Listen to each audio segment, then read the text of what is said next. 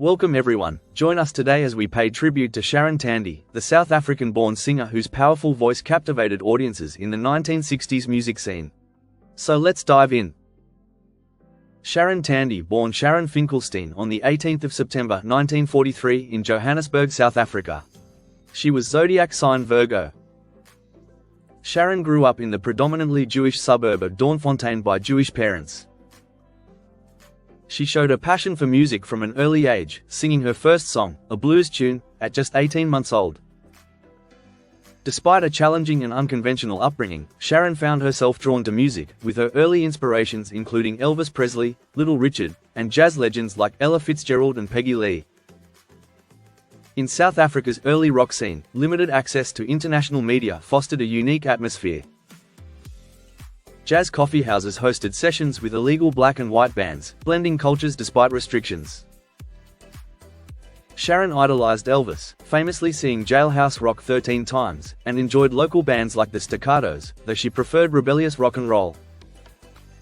As a teenager, SHARON made her professional debut with Archie Silansky's dance band at a Transvaal Automobile Club event. Silansky discovered her talent at a school concert. She also sang with Billy Forrest's band, delivering standout renditions of Brenda Lee's music. From formal dance bands to lively rock performances, SHARON's heartfelt singing began shaping her musical path. Country and Western music was popular in South Africa but never appealed to SHARON. Her deep, soulful voice stood out from the lighter tones of mainstream songs. Despite her talent, her parents only supported her passion after she joined a band. Her debut album, SHARON Loves You Know Who, conceived by bandleader Archie Silansky, featured covers of Cliff Richard and Elvis Presley, recorded at Stax Studios. This milestone marked her transition from school to professional music. SHARON gained popularity through live shows and word of mouth. Her rendition of song, My Prayer, though not a chart hit, showcased her youthful fresh take on a classic and highlighted her vocal talent. SHARON first met Frank Venter at age 19. Venter, born in South Africa but light-skinned enough to be classified as white under apartheid, had traveled to England to pursue acting before returning to South Africa for a visit. While SHARON was working at a record shop owned by singer Lance James, Venter visited and took an immediate interest in her talent. After hearing her perform, he invited her to accompany him back to England. Their move was delayed when Venter brought the English beat group The Couriers to South Africa, a venture that resulted in financial difficulties. Despite the setbacks, Venter's vibrant personality and passion for the entertainment industry left a strong impression on SHARON, and their romantic relationship soon blossomed. In 1964, SHARON left Archie's band to join The Couriers. She appeared with the group in the quickly assembled film Africa Shakes, which featured acts like the Tremolos. Frank also had a brief appearance, and their avant-garde sound stood out from familiar South African styles. Unfortunately, the group's concerts struggled to connect with conservative audiences. Their final show at the Luxorama Theatre in Cape Town saw finances depleted. Though the Couriers had tickets to leave, SHARON faced difficulties covering her fare after helping resolve Frank's financial issues. The band ultimately pooled funds to assist her. SHARON secured her ticket just before departure and called her mother from the ship, saying, "Hi Mum, I'm off to England." In late 1964, she arrived in London with the Couriers. While they returned home, SHARON stayed with Frank at Peter Marriott's flat in South Kensington. Frank worked as a dishwasher to make ends meet, but SHARON felt lonely and homesick in the unfamiliar city.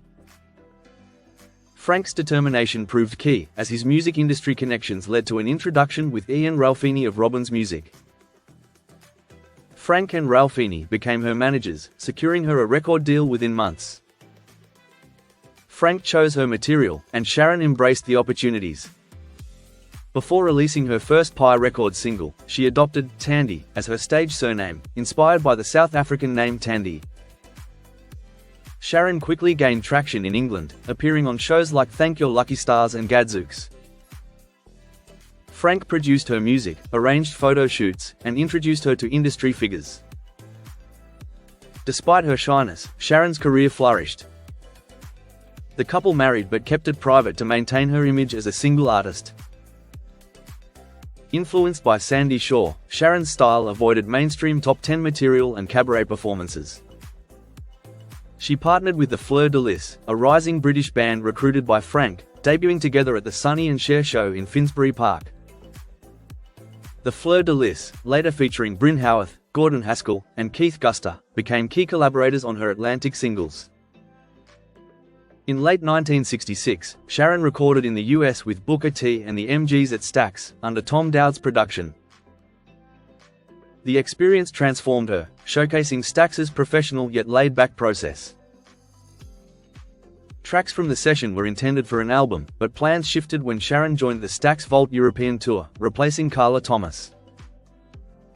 Touring with the Stax band marked a career milestone, highlighting her talent alongside iconic musicians.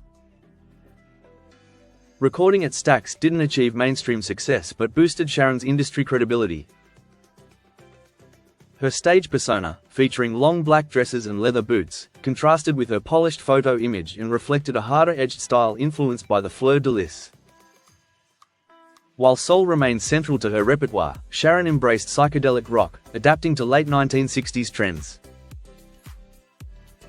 The versatile Fleur De Lys became key collaborators, focusing on TV appearances and select performances under Frank's guidance. Her track, Stay With Me, charted just below the top 50, while Hold On found unexpected success in Germany, leading to European opportunities. Sharon appeared on Beat Club, toured Holland, and performed at the Golden Rose Festival in Montreux in 1968, opening for a gracious Aretha Franklin, further cementing her European reputation. During this time, Sharon's marriage to Frank Fenter ended, and she began a brief but intense relationship with Bryn Howarth of the Fleur De Lys. These relationships reflected her struggles with love and personal growth. Professionally, Frank kept some distance between Sharon and the Fleur De Lys, though they toured together. Her cult following thrived in cities like Birmingham, drawn to her distinctive voice and unpolished style, though she sometimes felt limited by conventional recording demands. Sharon valued authenticity, performing only material she connected with and avoiding manufactured personas. While some opportunities, like recording Alfie, fell through, she cherished moments such as touring with the Beach Boys, where Bruce Johnston supported her music. However, her focus on Bryn and growing career disconnection defined this phase. For 2 years, Bryn and Sharon lived together in Earl's Court and later West Kensington, their home a hub for music with band rehearsals in the front room. The Fleur De Lys saw changes during this time, with Gordon Haskell replaced by Targo Byers and Tony Head joining as lead singer. Their shows featured sets by the Fleur De Lys and Tony, followed by Sharon, with their synergy captured on the Tony and Tandy record. The era was lively, with nights spent watching acts like Pink Floyd and Jimi Hendrix. A standout moment came at the Speakeasy when Hendrix borrowed Bryn's guitar, effortlessly playing it upside down. However, mounting pressures, including drug issues, strained Bryn's relationship with the band and Sharon. He left for America, ending their relationship. Sharon later married Bryn's brother, Kim Howarth, a drummer, marking a new chapter. In 1970, Sharon's career faltered amidst personal struggles. With Graham Maitland replacing Bryn, the band's dynamic suffered, and her former manager Frank was no longer involved. Feeling adrift and in ill health, Sharon returned to South Africa, her uncle arranging her flight home. Back in Johannesburg, Sharon focused on survival, singing to support her daughter. She took residencies and recorded commercially successful but unfulfilling duets with artists like Billy Forrest. Despite hardships, her love for music endured. She saw singing as her life's passion, reflecting that the struggles and detours ultimately deepened her artistry and perspective. Sharon achieved 3 South African top 10 hits as part of various duets between 1972 and 1978, though further success eluded her.